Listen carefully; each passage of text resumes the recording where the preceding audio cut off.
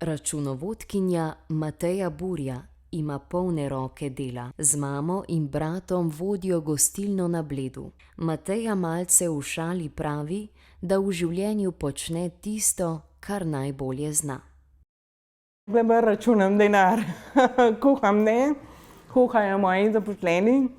Tukaj v gostinstvu smo vpleteni vsi v familiji, sicer moja mama mi pomaga v kuhinji, moj brat je v strežbi, potem ima tudi na čelu nabave. Jaz kot vodja financ vodim papirje, občasno tudi pomagam v šanku in v strežbi. Bom rekla bolj tekelca za vse, no.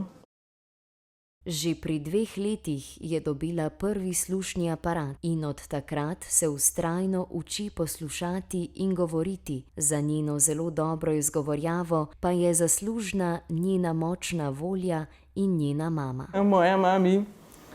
To je pripomoglo k temu, da sva imeli skoraj vsak dan popoldne bralne urice, na glas branje.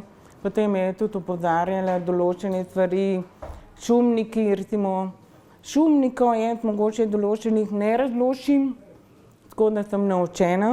Potem hodila sem tudi na govorne vaje v Ljubljano, v Kranj, na koncu nazadnje tudi na Bled in v Radovljico, do konca srednje šole. Veliko smo se trudili. 2-krat tedensko sem jo vozila v Ljubljano na govorne vaje, potem pa doma vsak dan, sploh ko se je začela šola 1. razred, sva sedela od 3 popoldne pa do 6, 7 zvečer vsak dan. Ona ni imela besednega zaklada in ona se je nekaj naučila, pa je čez 3 mesece že to spet pozabila, ker za njo je bilo to toliko preveč besednjaka, da enostavno ni šlo. In midve sva se 2 leti, 3 leta, vsako leto spet na novo učile, listavce, iglavce, pa vse znala pa spet ponoviti, vse, da je to usvojila tam do 4. razreda, potem je pa samostojna. Mateja vzporedno uporablja tako slušni aparat kot polžev vsadek, ki ga je dobila pred 6 leti. Mogoče je bilo prej težje. Zdajle s polžjim vsadkom bi rekla, da je komunikacija boljša. Več slišim, boljše razumevanje, manj sem utrujena, manj je koncentracije potrebno, tako da bi rekla, da zdajle s polžjim vsadkom je boljše. Ni samo to, da dobiš zunanji procesor in da bo vse delovalo. Ni res. Je potrebna rehabilitacija, je potrebno ponovno učenje, je potrebno en kup vaj, je potrebno poslušati.